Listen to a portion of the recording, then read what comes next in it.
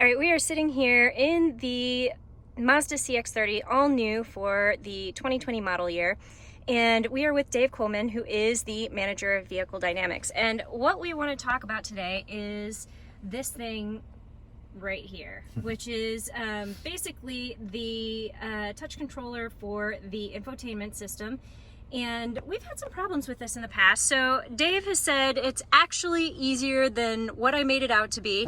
And he's going to give us a little tutorial, like a 10-cent tutorial on how to use this system. So what are some of the major frustrations that people have had? And I mean, one of the things you said during the presentation was that it's actually for an owner who would be using this for like 3 weeks or more. This is actually better than a touchscreen. Yeah, so the basic idea here is that we find touchscreens are really distracting for the driver. If you're supposed to be looking where you're going, if we have to put a touchscreen close enough that you can touch it, your glance angle from where you should be looking down to here and back is quite far, and takes a lot of time to look down and look back. And you have to watch your finger as you go to touch. If I have a tactile button here, I can sort of glance over here and know the button's there, and then without looking, I can feel for it, know that I'm there, and then push the button, right? Right.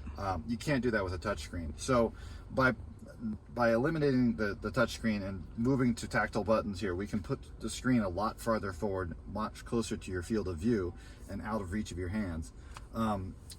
This makes it easier to use once you've learned it, but it definitely increases the learning curve. So we see a lot of people reviewing the cars who only have it for a week, being really confused and really frustrated with the system.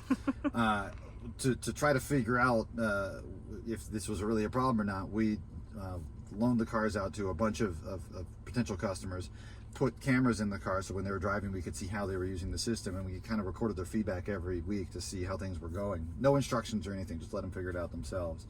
And we found that for the first 3 weeks they complained just like all the people making videos complain. Right. And after 3 weeks, they're like, "Oh, this is a really great system. It's really simple. It's not distracting at all." Once they had kind of learned how everything works, they really loved it. But it does sort of take that learning curve. So I'll walk through a couple things to sort of show you examples of how a user who's familiar with the system would use it. We get a lot of complaints on videos about, "Oh, it's really hard to do something simple like tune a radio station." Well, if you own a car, you don't tune the radio very often. You go to your presets. And so really what we did is we made a very powerful favorites menu that can do a lot of things. And so you really only have to tune the radio once to set your presets. So I'm on Pandora right now playing off of my phone, and say I want to go to FM and set some presets. I've got a source button here on the steering wheel, so I can just hit this. Oops. Every source has its own volume level, so as I change this, it's gonna change to whatever the volume was for that source. So now I'm on USB, which is, I've got a USB drive right here with some music on there. All right, now I'm on FM. So if I just wanted to set my presets for FM, I go into the menu, and there's two ways to do it. There's a station list right here, which is the stations that are currently coming in, or manual tuning if I know where the stations are but they're not coming in right now. So I don't actually know where I am. So I'll just say I want to save 5 of these stations. Favorites button here, I just push and hold it like an old school radio. It saved it, okay? I want to save this one. I want to save that one. That's 3, 4. All right, I just saved my 5 favorite stations. I never need to do that again.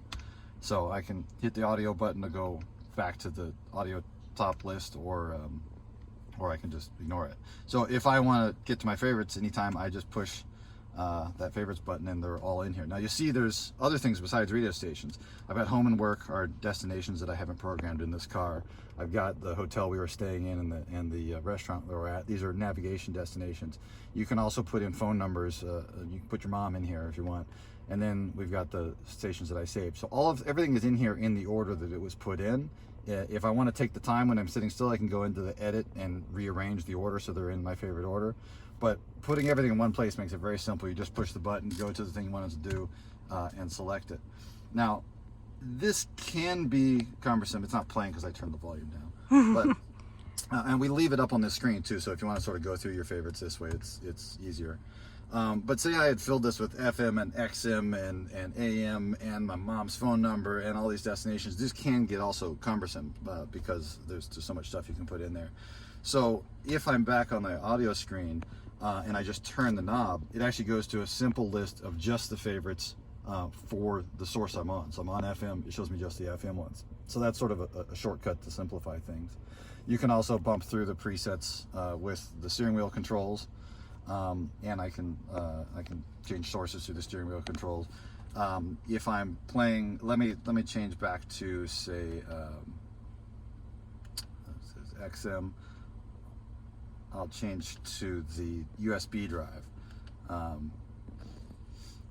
So if I'm USB drive and I want to play or pause or fast forward or rewind, I can't get to the menu on there. I could dig through a menu and get to it, but just pushing the volume knob pauses it or plays it, or I can push it to the right and hold it, I can scrub through it, or I can jump to the next song.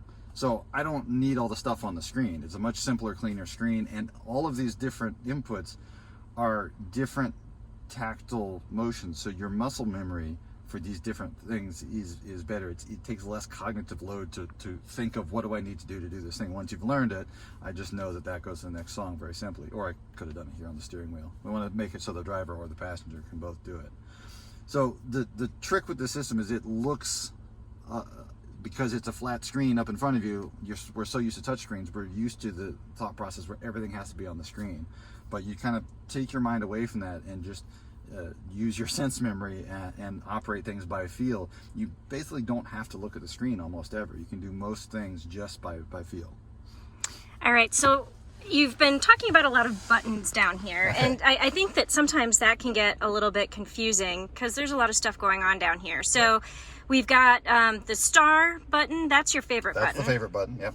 And then the volume knob is not the big one, it's the little one. The little one's the volume knob, which is also play and pause, fast forward, rewind, and I can hold it to scrub through it also. Okay. And you'll notice the way this is laid out, every button here feels different. Mm-hmm. There's basically 3 locations I can get to: audio, navigation, and home. Mm-hmm. And then a back button when I want to undo things. It's very natural to undo things with your thumb for some reason. Okay.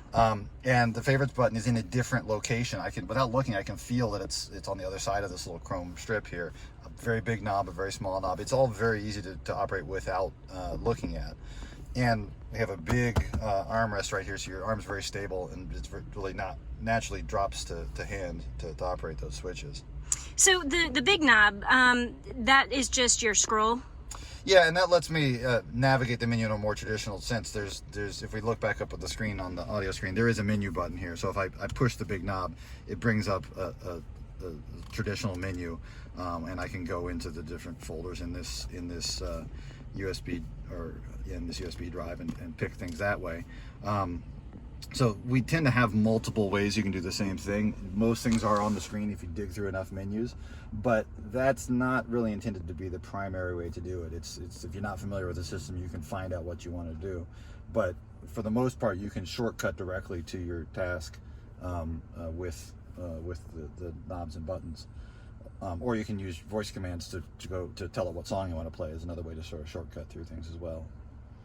All right, so that is your 10-cent tour of the Mazda Infotainment system. Hopefully everybody will be less confused next time they drive the vehicle. Drive it for 3 weeks. Drive it for 3 weeks and it'll all make sense. Yeah, I mean, my biggest confusion was always doing the presets, and I was hitting the big knob, not the little star. So there's a problem. So that was a problem. So now I know, and it's going to be easier and better next time. So thank you very much for the 10-cent tour.